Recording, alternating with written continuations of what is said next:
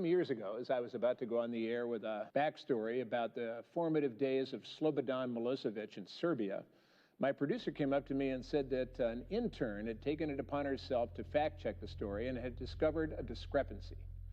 Well, rather than get angry 5 minutes before the broadcast, I said, well, bring her here. I want to meet her right now. Well, Ernie took off, and a moment later he came back, and following him was this 22-year-old Georgetown graduate. It was the intern. Her hair was done up in a greasy ponytail. She stepped on stage into the light that's supposed to wrap my face, okay? She stuck out her hand, and in shock, I shook it. She gave me this knowing grin. And do you remember what she said to me? Of course I remember. I said, we've never met, but my name is Sarah Brown, and you're going to want to hear what I have to tell you next.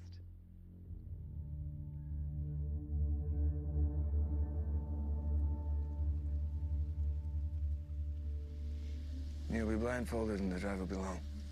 You'll have exactly 20 minutes of our hour. If all goes as planned, be back in Baghdad in roughly 13 hours. If all goes as planned. If all goes as planned. Thank you. Rain in the desert. Must be a lucky day. Have fun.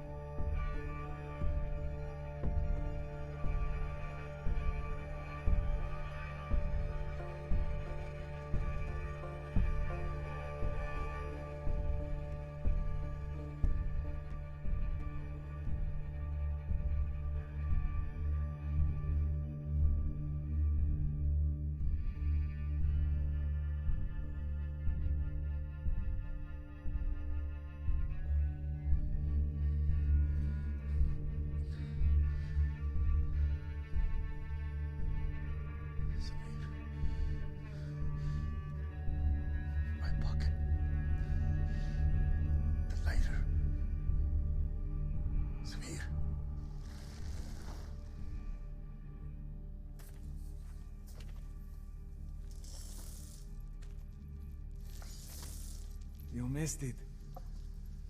Your bodies have moved on, taking with them their all-you-can-rape buffet, huh?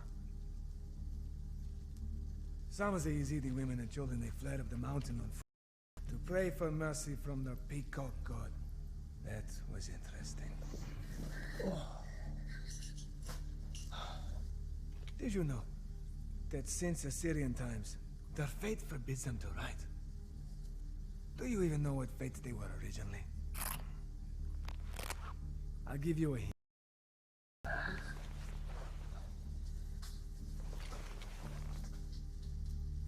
They weren't Shiite, Nestorian Christians.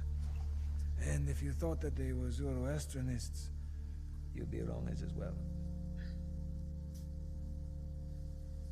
They were Satanists, pre-Islamic devil worshippers. And in good old oral tradition, so the story goes. In Assyrian times, at the top of Mount Sanja, stood the Temple of Malek. Now, even in this cosmogonic, infatuated world we live in today, Malek would be considered the devil. But back then, Malek translated meant simply king. Now, unlike God, Malek did not want your donations on a Sunday. And really, unlike God, Malik could not give a fuck about your prayers. No. What Malik wanted from the Yazidis was their fear. And to the Yazidis, as far as God goes, God was anyone or anything that could deliver them from Malik. Now doesn't that sound more real to life than all the other bullshit we hear today, huh?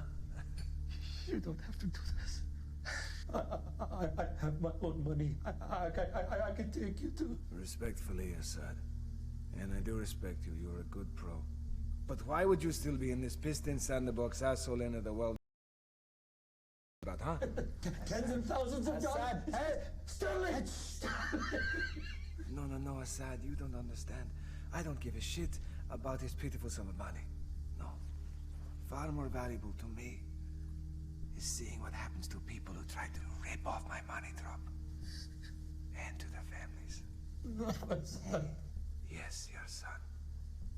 If you needed cash, you should have stolen from the Americans or the Germans and lied about it like the Russians. No. Hey, it's not your fault. You did not know. Hey, neither did I, because it's never been written anywhere. It has to be whispered to you. It's far better for you to see it and to experience it. Shall I whisper it to you?